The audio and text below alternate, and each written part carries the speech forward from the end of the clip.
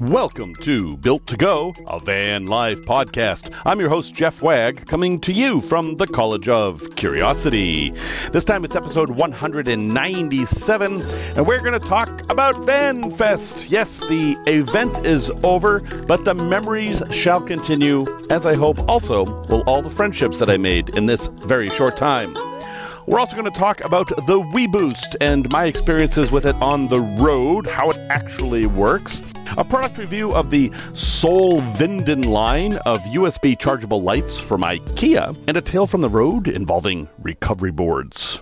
Yes, I got to use my recovery boards, but we'll save that for later. Well, folks, I picked out the perfect spot to record this podcast, and this may sound a little bit different to you because I'm using my mobile setup, and I was in the wilds of southern Florida in a place not a lot of people have heard of called Okaloochee Slough at the Panther Pond Campground. And I've been here for a few days, and I've had the entire place to myself, or at least it seemed like it. It's been completely silent except for the palms rustling in the wind and the birds flying by.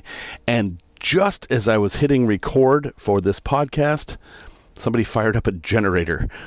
And then they fired up a chainsaw. So rather than recording outside like I was planning, I am now huddled in my van trying to mitigate the noise as much as possible. So I apologize if the sound quality isn't up to snuff, which is fairly common in this podcast. But at any rate, you're here. I'm here. We have things to talk about.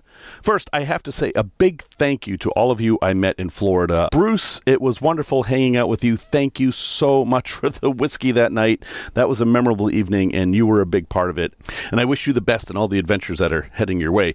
Bill and Christina, you guys built the most amazing rig. They built this Ford Transit that is professional plus. And even though Bill will tell you everything that's wrong with it, Christina will tell you everything that's right with it. And these two have such a dynamic that I wish they would start a podcast and just do product reviews, because it would be hilarious as well as very informative. Also met Amanda, Jackie, and Julia of the Skoolie community. Wow, folks, if you are looking for community in van life, you need to meet up with the Skoolie folks. They are amazing. We'll talk more about that in a bit. I also met Instagram celebrity Charlie Grace, who was everywhere all at the same time, and she had hoped to do an interview with me in my ambulance, but it never worked out. We were always in different places at the different times, so hopefully we'll meet her down the road. And also a shout out to David and Leslie, who recognized me from the podcast, and one of them came up and said, "I know you, you're Jeff Wagg," and it was just from my voice. Apparently my voice is unique or something. I don't know, but it was fun. So thank you all for being there. So what did you guys miss, those of you who weren't there, by not being there? Well, you missed that there are a lot of people doing this van life thing. There were well over 200 rigs there, and I volunteered to help parking. And it was a serious problem. We were in this massive complex at the Space Coast Stadium where they do carnivals and state fairs and all that kind of stuff. But we just were having a hard time finding places to put people, not only because there were so many vans, but because there were so many gigantic vehicles. There was one gentleman there with a 46-foot bus, and there was another gentleman there who towed a Jeep, and he mentioned to me, and he also tows a boat, and when he does that, his rig is 67 feet long, and these folks were rolling in and saying, "Hey, I'm here," and we're like, okay, we'll find a place to put you. The place was packed with every shape and size of vehicle you can imagine. There was an ambulance build there that was built by a boat builder, and it was just the most beautiful thing I've ever seen. Even though I couldn't stand up in it, it was just gorgeous inside. I was incredibly impressed. He even had a piece of teak in there that was salvaged from Eric Clapton's boat. So he had a little piece of Eric Clapton in the boat with him. There were a few jokes made about what could have happened on that teak, but yeah, we'll leave those between us. Anyway, there were giant buses. There were little tiny vans. There were a few Transit Connects. Sadly, no NV200s. There were some Dodge Caravans, a whole bunch of Sprinters, a whole bunch of ProMasters, and a whole bunch of Transits, as you would imagine. And then there were the big, massive Overlander rigs, the big pickup trucks with all the stuff hanging off of them, and a whole group of Volkswagen Sun buses that were kind of standoffish a bit. They kind of built their own little community on the outskirts, but they were super friendly if you went up there. They just were kind of used to hanging out with themselves, and that's what they did, and it worked out just fine. So this event was a few different things, but one of the main features of this event was that you would just walk around and tour everybody else's rig. Now, there's a small problem with this, in that if you're showing off your rig, it was hard to get away from your rig to see everybody else's, and I had that problem, and I didn't get to see as many rigs as I would have liked. But every single rig had some unique, interesting thing about it, and that includes even like the Winnebago Travados and things like that were, built by RV companies. There was something to learn from all of them, and there were a number of people there who were just van curious. They didn't have vans, and you could see them taking notes like, I could do this, I could do that. Now, people who came to my rig, which, as you will recall, is a 2011 Mercedes Sprinter Type 2 ambulance, we talked a lot about how you should never do what I did. I had a whole bunch of reasons why you should never build out a Type 2 ambulance into a camper, unless you happen to have one. You should never buy a diesel, unless you have specific needs that tailor themselves to diesels. And you should never buy a Mercedes, unless you know a good Mercedes mechanic and have a whole lot of money. And we had a bunch of conversations like that. Interestingly, almost everybody agreed that Ford Transits are the simplest, least hassle vehicles to own in camper life. And I had said that before on the show, that I think if you're looking for the vehicle that'll give you the least hassle, that means the least number of repairs, the least expensive repairs, and the easiest chance of finding someone to work on your rig, Ford Transit was the vehicle to get. And you also have to point out that the ProMaster is probably easier to build out than the Transit and has some advantages like the 8-foot width. These were the kind of conversations that happened all week. But everyone also agreed that the rig you have, the one you're in, the one that's letting you live the life, is absolutely the best rig there is, and it always should be. Another thing I learned, and this wasn't too surprising, is that people are super helpful. So I installed a new fresh water system in my van before I left, and let's just say it was a disaster. I was using a Brita filter that had a snap-on lid. It's a very long, skinny Brita filter. It holds 2 gallons of water, I think. And there's a space in my rig where it would fit perfectly, and I thought, I'll just slide this in here, and I can use this for drinking water, and I'll have my regular system for every other kind of water. It'll be perfect. Unfortunately, I did not road test this, and the lid popped off, and 2 gallons of water splashed all over the inside of my rig. And while that's bad enough, the real problem was that I ran out of drinking water. I had anticipated going to a Publix or other supermarket at some point, and I didn't realize that once we parked our rigs, we were kind of permanently parked. I mean, I could have left if I wanted to, but it would have been difficult. So I simply asked, does anyone have any spare drinking water? And Jackie, who lives in a short Skoolie, and they measure Skoolies by number of windows.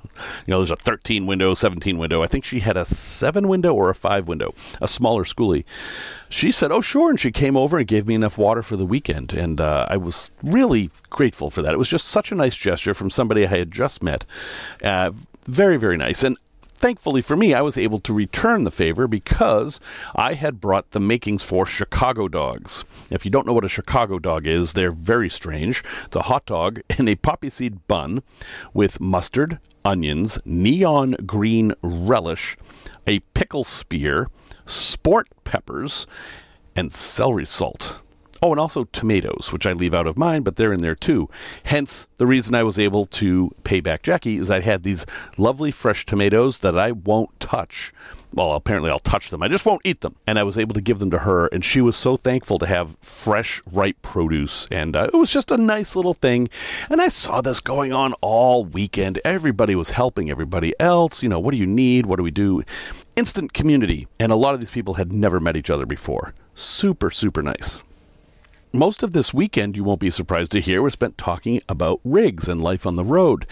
And it was really nice to be around people who understood why you'd have a Gatorade bottle in your van. You know, we didn't even have to, we all spoke the same language. We all kind of knew the same things, but we all had new ideas. Like one night it was cold and I brought out my 12-volt electric blanket and my little Awanfi Jackery clone thing. And people were like, wow, I never thought of that. That's a great idea. And somebody else showed me that on sprinters, anyway, if you prop open the back doors, not all the way, but just square with the vehicle, there's enough tension that you can actually attach a bungee cord across the top and hang your laundry on there. That was another great thing. So that's what the weekend was. And because of that, there was no talk of politics. There was a little talk of religion. We had some people handing out flyers that were not invited, but whatever. No talk about what's going on in the world. And, you know, while obviously that stuff is important, it was really nice to get away for a while and just kind of live, you know? And then at one point, everyone said, hey, we got 2 minutes. Everybody come over here. And I was only vaguely aware of what was going on, but we actually saw a rocket launch, a Falcon rocket filled with SpaceLink satellites, because, of course, flew off into the sky right in front of us. And we saw it take off and had a great view. And then 2 minutes later, the sound hit us like this big wave. Like, very, very cool. I think everybody absolutely loved this weekend. So here's a couple of other things I noticed. When you're in this community, there is no shame in carrying a full pee bottle down through the row of all the vans. I saw this many times. Some people on bikes, we had a number of porta-johns set up for the event, and we were invited to use those as basically black water and gray water disposal, mostly black water. And so, yeah, we were allowed to take our pee bottles there and just dump them in, and there was no shame about it. Now, for the record, I did not do this. If you want to know my secret, I have a little backpack that's collapsible, and I put whatever bottles I have in there, and, you know, I'll just wear the backpack and head on over to the Porta-Johns and come out with a lighter backpack. That's how I handle it. But at this, there was no shyness about it whatsoever. It was kind of funny. Other thing is, hey, campfires are still a thing. What would happen is groups would just form dynamically. So you can only have so many people around a campfire. And when there are 220 vans, there's maybe 300 people there at night. Well, you can't fit that many people around a campfire. So basically, we all formed little communities, and I was basically in the Skoolie community, not by anything other than happenstance, and I went to their campfires. And again, incredibly welcoming, lovely folks. These people are just wonderful. But just next to me was another community that was high-end self-build folks, many from Canada, actually. There were a lot of Canadians there. And another lovely community that I also spent time with. I would kind of move around. And there was no competition or anything between these communities. They were just, that's where you happen to be. But they all had a campfire. Some of them had actual campfires with actual wood, and others just kind of faked it with some lights in a ring or something like that. It worked. It was great. It was just like sitting around watching TV, except the content was better. One night, after most people went to bed, we stayed up and played Cards Against Humanity. Now, I have mixed feelings about this game. I'm not going to get into that here. It's a problematic game, but it is a game that promotes bonds. The group of us that played this were just saying the nastiest, most awful things. And it was kind of funny because not everyone in the group knew what everything on the cards were. So they said, what does this mean? And then we had to explain some very difficult concepts to folks, much in the way you'd have to explain to a 4-year-old what sex is. It was interesting moments. And Carol, if you happen to be listening to this, I absolutely hope you didn't think we were making fun of you. We were absolutely having fun with you. We were absolutely delighted in you having not experienced these words before. It was just for fun. Another thing that happened that I didn't expect was that a lot of people had things for sale. Like almost everybody who was full-timing, and I would say 80-90% of the people there were full-timing, had something for sale. Often art. There was a woman who was making all kinds of pet products like collars and really high-end leashes and stuff like that. I mean, she was amazing. She decided she wanted screens because there were a few bugs. There actually weren't that many. And she just whipped out a sewing machine and some screen material and just made screens for her entire bus, like right in front of us. It was amazing. That kind of thing was pretty common. One guy was like, people like grilled cheese, I'm going to make grilled cheese. And he just had bread and cheese, and he, on his inverter, cooked up grilled cheese for everybody. And there was a lot of that. And this is not really a criticism. I mean, this is a new event. There's certainly hiccups and things that didn't go perfectly, but there was some disconnect between the people who had paid to be there to vend, like they had a vendor's booth, and the people who were vending out of their vans. The people who were vending out of their vans got a lot more traffic because they got all the traffic from the people who were walking around looking at vans, whereas the people who were set up as vendors were in a separate area. And I think in the future they should change that and mix everybody together, because most of the vendors were also full-time van life folks. So, they are one of us. Last thing I'll mention about VanFest, other than you should totally go to one of these things if you can, is that there were a lot of rigs for sale. Now, I don't know if this means that the market's changing or what, or maybe this is always the case, but a lot of people went to this event hoping to sell their rig, and they were mostly higher end rigs. There was one absolutely beautiful four-wheel drive Sprinter 3500 dually. So I guess that makes it six-wheel drive technically. And it was one of the best things I have ever seen. This thing was perfect, but it was $180,000. So kind of a limited market for that at that price. But there were a lot of other vans that were maybe $30,000 that were older. And also a lot of vans that weren't for sale. And those were the T1Ns.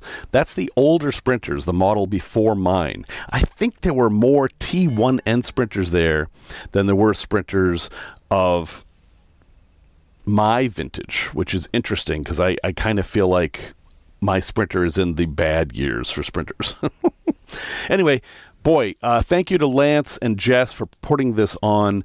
It was a wonderful experience. I could talk about it more and more and more, but I think that'll give you a feel for why you should come to this and other events like it. I was invited to 3 other events in Florida just in the coming month, and unfortunately I can't go to any of them. But they're there. There are events out there. We just need to do better about communicating about them.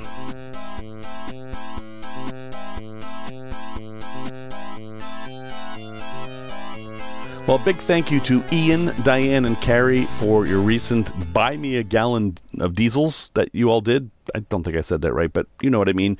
You guys are wonderful. Thank you so much for helping to support the show. If you would like to support the show, you can visit buymeacoffee.com/built-to-go. And that will mean there are no ads on this podcast. So when you listen to this podcast and you don't hear any ads, it's because of wonderful people like Ian, Diane, and Carrie. Thank you, guys. Tech Talk. So I did have occasion to really put my WeBoost to work. Now, I had used it before, and I reviewed it a while back, I think almost a year ago, 9 months ago, something like that. And my experience was that it will turn 1 bar into 3 bars. It will turn 0 bars into no bars. And that gave you only specific situations where it would work and be worth it. So if you're hoping for a solution where you can go out anywhere in the world and stay connected, a WeBoost isn't going to do that for you. In fact, I talked to a number of people at VanFest who also had WeBoosts, and they had the same experience. Some of them were just sick of it. A lot of them had gone to Starlink. There were a lot of Starlink dishes there. And for some folks, they regret buying the most expensive WeBoost. So what I have is the cheapest WeBoost. Mine was like $279, and it only works with a cell phone, and that cell phone has to be in this cradle. Now, you can hold the cradle in your hand and walk around with it, but you're going to be connected to a lot of cables.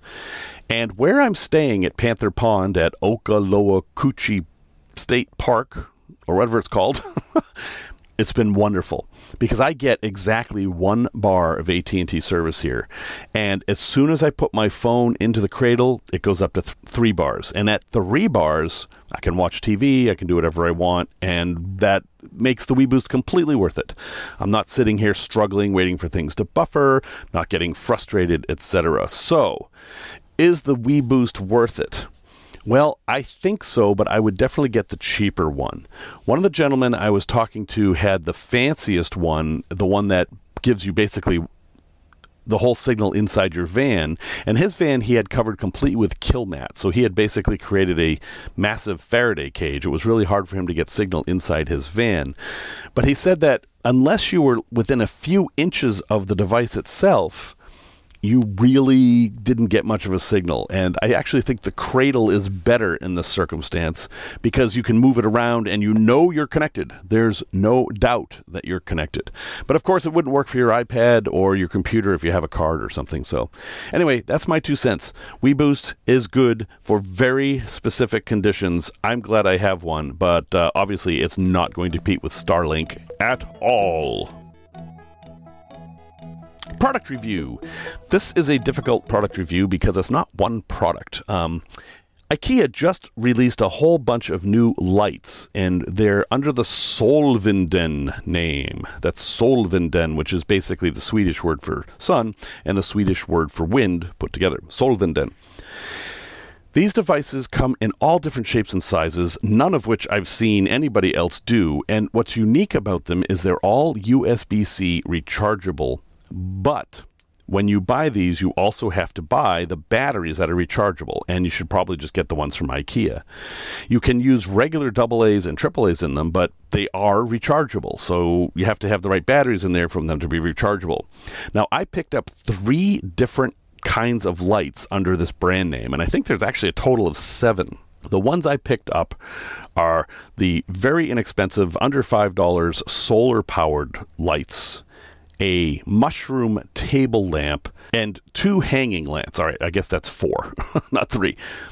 So let's start with the solar-powered lights. These are $4.98. They're just like an upside-down plastic white cup. That's what they look like. And they glow, and they're solar. And these are great for, like, marking out your space. For example, if you're parked somewhere in a campground and you just want to kind of delineate your space, you could buy one for each corner, or you could put one at each corner of your van or whatever. Or maybe put a couple by your sliding door to light up the walkway there, something like that. They're dead simple. You just stick them out, and they get sunlight during the day and they charge, and then at night they turn on for about 6 hours and turn themselves off automatically. They are tough. They can roll around your van. I don't know. For $4.98, I thought they were great. Then there's the tabletop lamp, which we called the mushroom lamp. This is the light we use to play Cards Against Humanity with, and it's 2 pieces, a thing that looks like a very big smoke detector, and then a heavy base that snaps onto. And it takes a couple of batteries, but all you do is you tap the top, and it lights up in 2 different brightnesses, and it's not terribly bright. None of these are super bright. None of these are general illumination. They're all kind of accent lights. But it was just enough to play Cards Against Humanity outside, and that's all we needed to do, so that was great. Then there was this basically plastic cone that you can hang or put on a table that gave you this glowing white cone of light, which was pretty and accenty. Again, it was nice because it was easy to hang, so you could have it over something. But again, not a lot of light.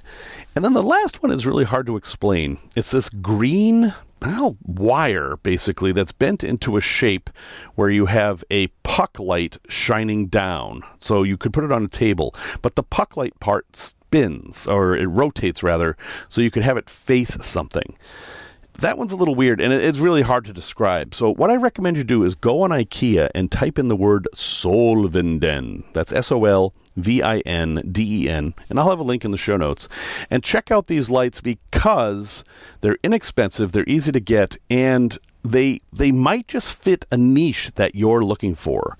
I have been using them a lot this week, and they've been very useful. I especially like the mushroom lamp. Just this little tabletop lamp. It looks cool. You can actually put stuff on top of it.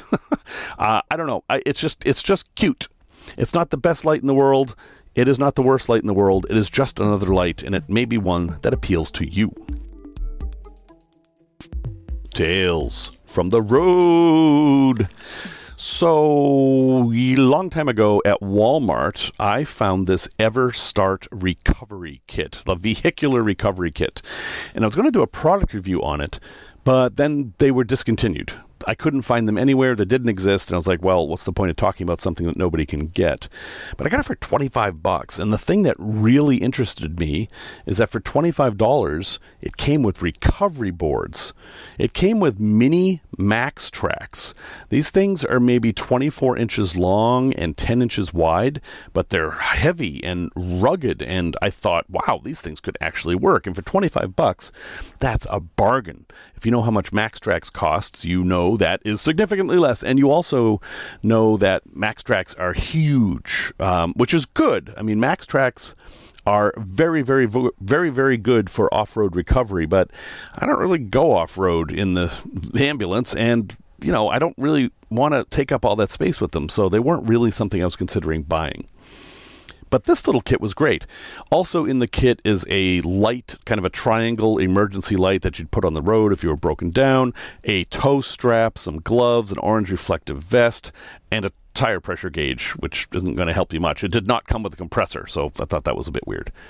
Anyway, I finally got a chance to use it.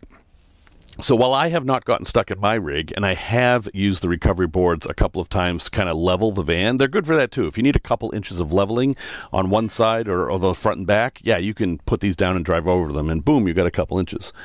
But I had an interesting experience here where there's fresh water where I am, and it comes out of hand pumps.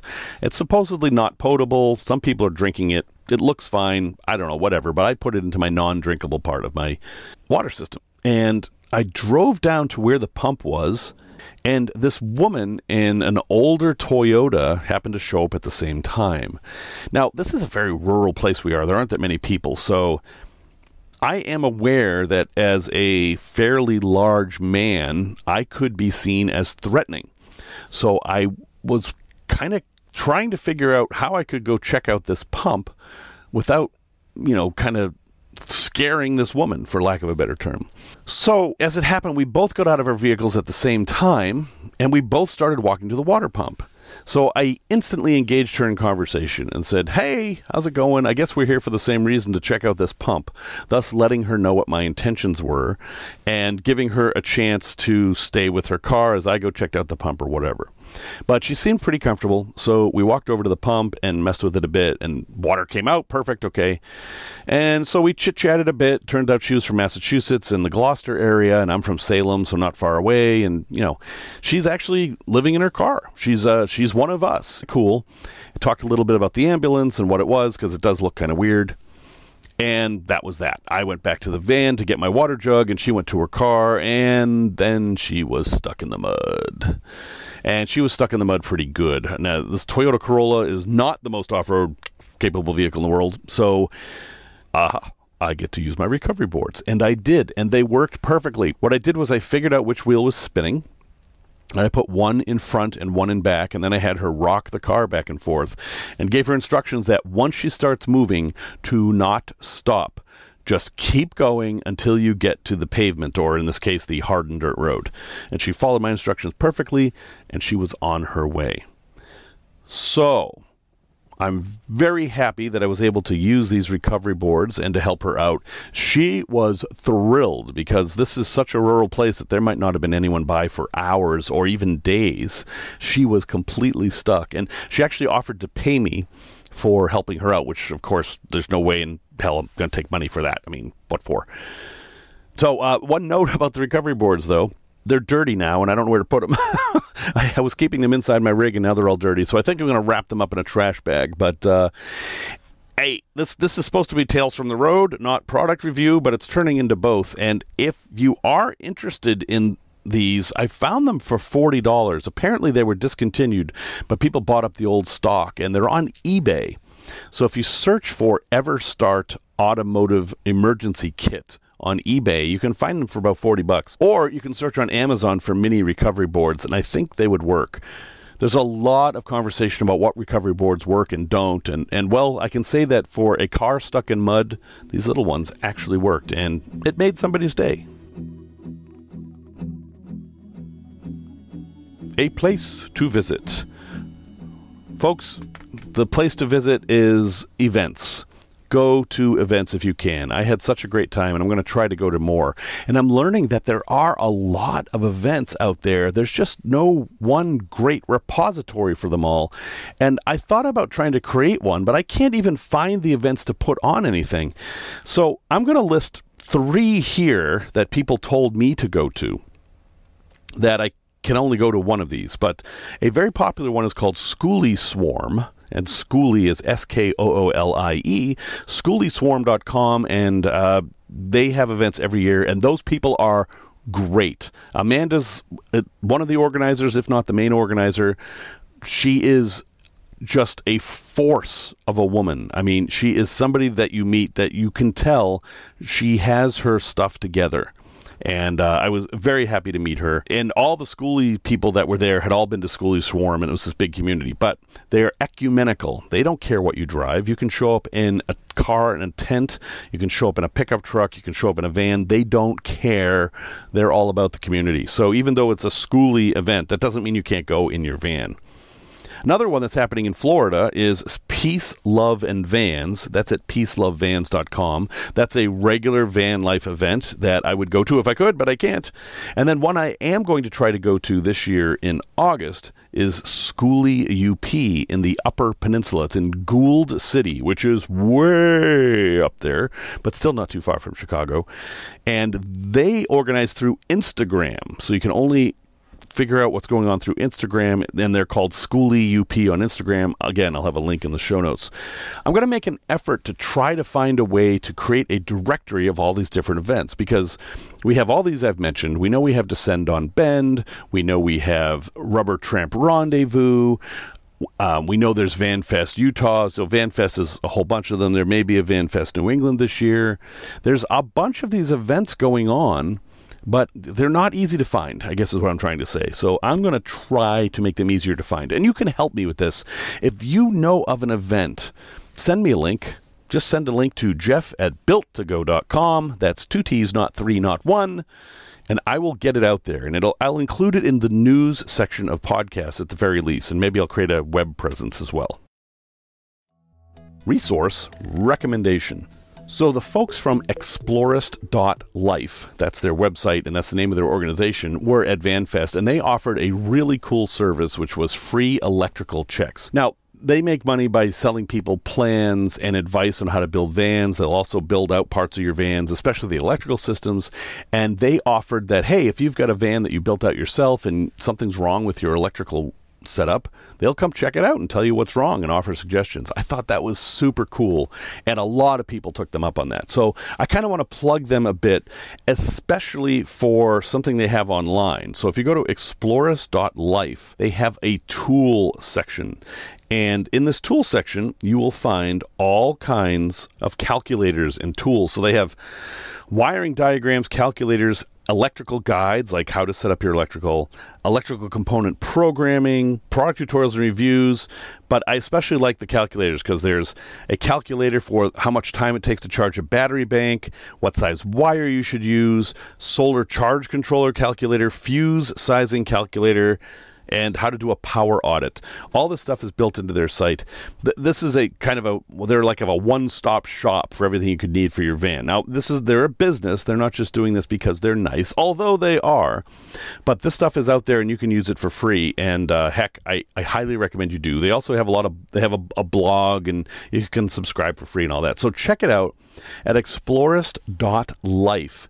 Especially if you're a newbie or just trying to figure things out, they can walk you through step by step. I did meet them very briefly. They were super nice guys. They gave the talk after mine, and they had a whole van's electrical system built onto a board, and they held it up and showed everybody what everything was for and how to wire things, which is very, very valuable. One of the conversations I had with a lot of people was they just don't understand electrical, and I've talked about that many times on this podcast.